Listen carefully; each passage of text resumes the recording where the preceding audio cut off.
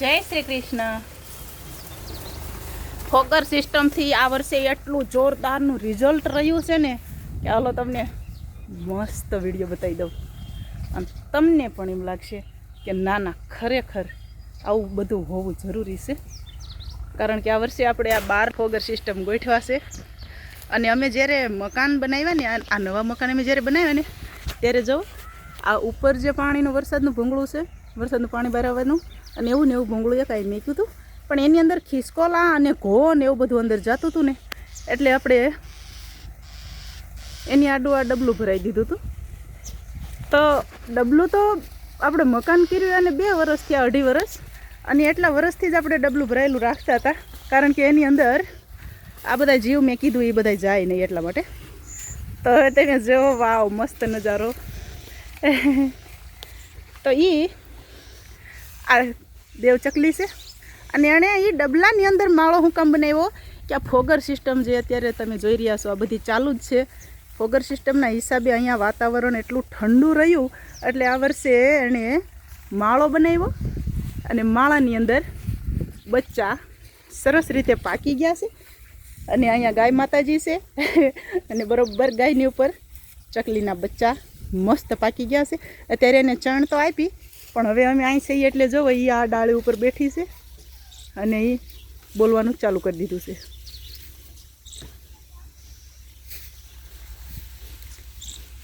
આપણે એની મમ્મી આઘી છે ને તો આપણે બચ્ચાને નજીકથી જોઈ લેવી.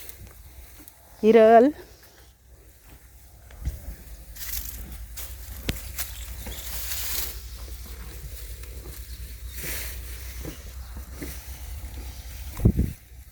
ગોડ, એક બચ્ચું તો ઉડ્યું. ઓહો ઓહો, 2 બચ્ચા ઉડ્યા. એક તો બળદના પગમાં બેઠું. અરે બાપ રે, મો પાકી ગયા બચ્ચા તો. લે હાલ લે.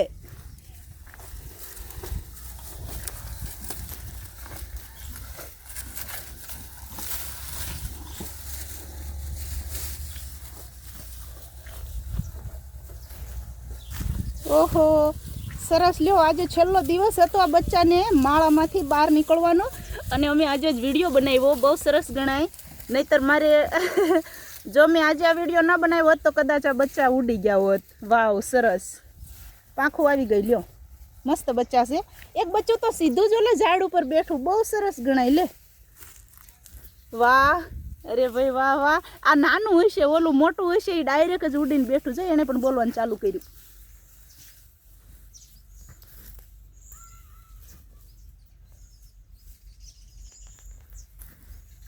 મારા હાથમાં આવશો બચ્ચા, મારા હાથમાં આવશો.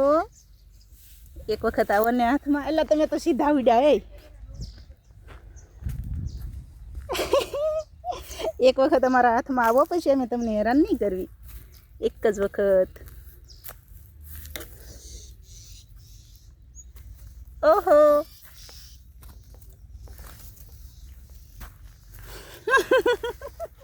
એ બસ એક જ વખત, એક જ વખત, એક જ વખત. ઓ બોલ્યું બોલ્યું.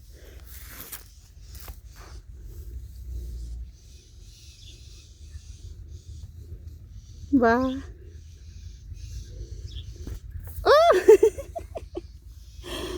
ઘડીક રેને મારા હાથમાં. જો ચાંચમાં કચરું ચોટી ગયું. ઓહો ઓહ, હાલો એને આપણા હાથમાં રહેવું નથી. એને બીક લાગે છે ફૂલે ફૂલ. ઓહો ઓહો, મારા જ હાથમાં આવી ગયું. મારા જ હાથમાં આવી ગયું. પહેલાં ઉડીને ભાગ્યું ને પછી મારા જ પગમાં પાછું આવી ગયું. દેવચકલીનું બચ્ચું છે. બહુ સારું ગણાય કે મેં આજે વિડીયો બનાવ્યો. કદાચ નહીતર જો આજની રાત વહી ગઈ હોત તો આ બચ્ચા જો હાંફ ચડી ગયો. બીક લાગી ગઈ છે. જો હાંફી ગયું બિચારું. એ બચ્ચા, અમે તમને કાંઈ નુકસાન નહીં કરવી હો. ખમ્મા તમને. ખુશ રહો જીવનમાં. વાવ. જાઓ હવે, છૂટાશો તમે. જાઓ ને હવે નથી જાતા. જો પકડતી ત્યારે હાથમાં નહોતું આવતું અને હવે જાતું નથી. છો ઓલા બધાને. ઓહો ઘણા બધા બચ્ચા પાકી ગયા છે. જો ઓલી કપચી ઉપર રહ્યા 2 બચ્ચા છે ને 2 મોટા છે. તો અત્યારે તો મેં જોયું એ 2 જ હતા. મેં આની પહેલાં તો મને એવું ખબર હતી કે આની અંદર ઈંડા છે, બચ્ચા થઈ ગયા છે, એવી બધી મને ખબર હતી. પણ મેં વિડીયો નહોતો બનાવ્યો ને આજે આને છેલ્લો દિવસ હશે એટલે મને એવું સૂઝ્યું કે લાવો વિડીયો બનાવી લેવી એમ. સરસ લ્યો, મસ્ત બચ્ચા પાકી ગયા છે. અને આ બાજુ ફરશો. ઓ જાય, આવજો, બાય બાય. ભગવાન તમારી રક્ષા કરે, ખુશ રહો. જો એના મમ્મી પપ્પા અહીં બેઠા છે. આ કપચી ઉપર એના મમ્મી પપ્પા છે. અને આ બોલશે ને કાંઈ ગયું હમણાં આ બોલશે ને એટલે એ અહીંયા આવશે. વાવ, જો અહીંયા આ ઉડે છે ને ત્યાં ઓલા સતર્ક થાય છે. જો આવ્યા. ઓહો, બીજા ચક્કા પણ આવી ગયા સાઈડમાં.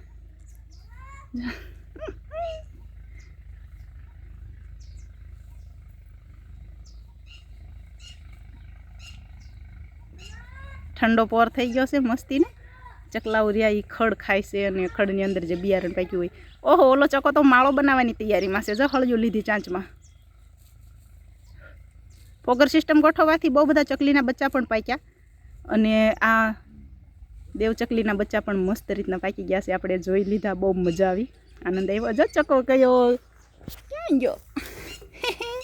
આ ફાઈનના વેલા છે ને એની અંદર એ ચકો લઈને ગયો હળિયો. એની અંદર માળો બનાવશે.